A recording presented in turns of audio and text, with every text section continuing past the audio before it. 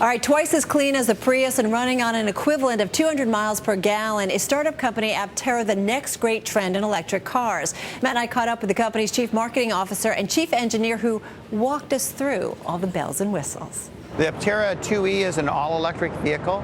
It has a range of over 100 miles, and you can charge it overnight on a 110 core. So how much does it run strictly? You say all electric, so the idea of 200 miles a gallon, yeah, it's actually, I don't know what that comes from. It's actually 200 miles per gallon equivalent. So we look at the amount of energy that goes into a gallon of gasoline, and we try and figure out what the equivalent amount of electricity would be, and that's how we get to the calculation of 200 miles per gallon.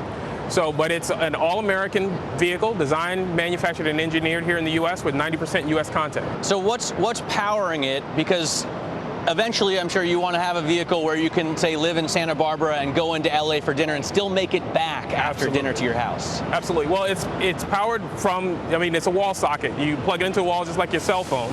And right now it has lithium-ion nanophosphate batteries. They're made by A123 Systems out of Massachusetts. But ultimately, as we keep going, the technology around power storage batteries is going to continue to evolve, and we're just going to see more and more range coming. But what we try to do is optimize the vehicle to make it more efficient so it travels on less energy. Talk to us about the cost and what's going to be available, Marcus.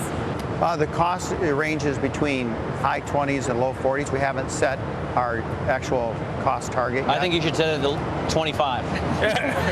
Well, we want the lowest possible range, so we can all grab one. That's actually but that's really what the objective is, right? So the average car in America goes for about 29.5. We want to get as close to that number as possible so we get as many people driving efficient vehicles as we can. Are you guys Tom, you taking orders already for these? Yeah, we actually have about 3,000 orders in the state of California alone. And then as we perfect the sales and service model, we're going to move the order base out across the rest of the country. But the good thing about the way that we built our business model, it's about as efficient as the car is. So it only takes us about less than 10,000 units to get to a break-even point and get profitable. It's fully street legal because I see there's a California plate on the back, and you guys have been driving it around the city today. All day. What about the safety? Because it looks awesome, but it also kind of looks like if you get hit by a truck, you're history. Not so good. No, we're incorporating all the same safety devices and technology that are on every car out there today. It's actually registered as a motorcycle, but we're voluntarily meeting all the automotive safety standards. This car has 2 front airbags, 2 side airbags. It has crush rails front and rear. It has door beams in the doors, and we'll meet all the FMVSS standards. I should point out that it's if you can't see it well enough in the camera shot, it is a 3-wheeled vehicle. Right. And I guess it's got a lower drag coefficient than Lance Armstrong on his bicycle. That's correct. Exactly. That's correct. Yeah, it actually has a drag coefficient of about 0.15. And to put that in perspective, it's like the best vehicle on the road right now is a drag coefficient of 0.25. All right, you guys are obviously upbeat, but I'm thinking about the Priuses out there, very established in the market. You get the Tesla, a lot of excitement out of that. How are you guys going to compete?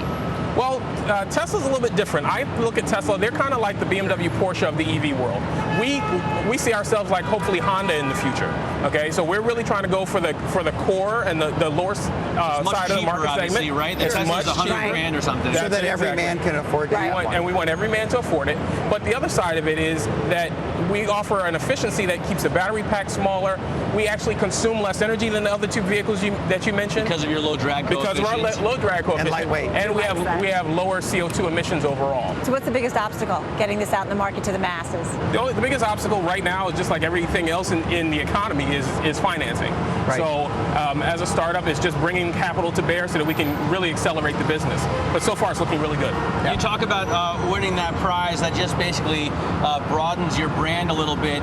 Have you been approached already by other companies that want to buy you? Surely it's going to happen inevitably as you get closer and closer to production. We've had several conversations with companies in our sector and some in related industries.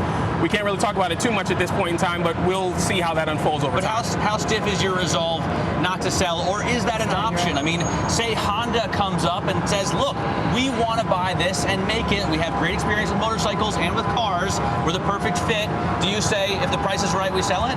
Oh, I think our focus right now is on developing the company and the brand to make it very credible for the marketplace. And then we'll worry about those discussions later on. But that could happen. It could happen. Could happen.